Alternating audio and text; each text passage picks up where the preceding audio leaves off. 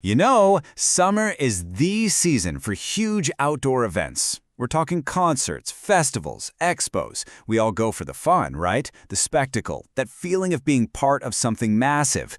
But what happens when the one thing you're counting on to get home just vanishes? Today, we're diving into event safety, and specifically, what happens when it all goes wrong. So, just picture it for a second. You're at the biggest expo of the year, thousands of people all around you having a great time.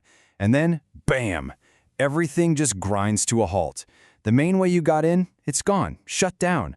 What do you actually do? And look, this isn't some far-fetched idea. When a major public transit system goes down without warning, it is an instant crisis. Suddenly you have thousands of people just stuck in the baking summer heat, with no clear way to get home. For a lot of us, that's a huge pain, but for some people, it's a genuine, life-threatening emergency. Okay, so how do we stop this from happening?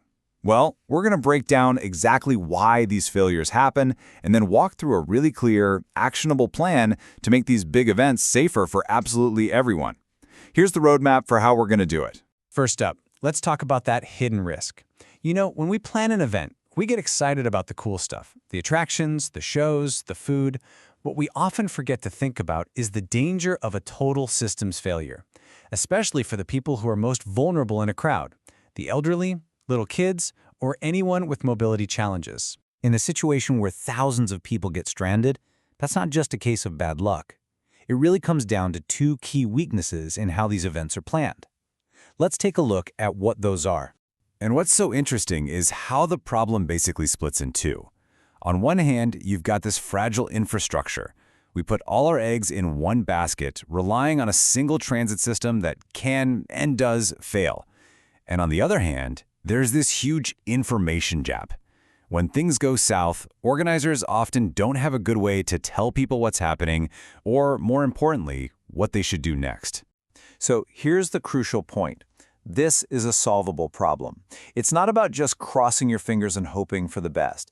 It's about having a real plan for when things go wrong.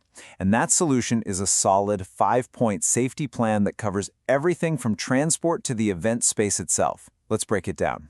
All right, our first big fix is all about the most immediate danger: transport and access. Because let's be honest, if people can't get home safely, nothing else really matters, does it? The goal here is to build a system that's resilient and works for everyone, not just most people. So how do we do that? It's really a 3-step approach. First, you get proactive. Send out alerts before the event on websites and apps about any potential issues. Second, you have to give people options. Provide super clear, mapped-out alternative routes, things like designated walking paths or where to find shuttle buses and taxis. And third, and this is so important, you create priority transport, like dedicated shuttle buses specifically for the elderly and people with disabilities. Okay, number 2 on our plan is all about beating the heat. I mean, it's a summer event, so you know there's going to be sun and heat, but that can be a serious risk for heat stroke, especially when you're stuck in a big crowd. So we need to actively engineer a cooler, safer space. And you know what's great is that the solutions here are actually pretty simple. We're talking about putting up plenty of shaded tents with benches so people can just rest, setting up active cooling, like misting stations, making sure free water is everywhere and easy to find, and then using signs and even announcements to constantly remind people to drink up. Seriously, these aren't just nice perks. They are absolutely essential safety features. This brings us to the final parts of our plan, and it's all about creating what you might call a smarter space. This is about moving beyond just managing a giant crowd and starting to design the venue with actual people in mind. This covers everything from how people move around to how they get help. So, our third principle is having barrier-free pathways. This means making sure there are clear routes that don't have stairs or crazy steep slopes. It means having enough elevators and escalators so that everyone, whether they have a stroller or a wheelchair, can move around freely and, most importantly, safely. Fourth, clear communication. This one seems obvious, but it's so often overlooked. Using big, easy-to-read fonts and universal symbols, icons that everyone understands, makes a huge difference. It means that older people, visitors from other countries, and even kids can figure out where they're going without stress. And that brings us to our fifth principle, proactive support. This starts with technology.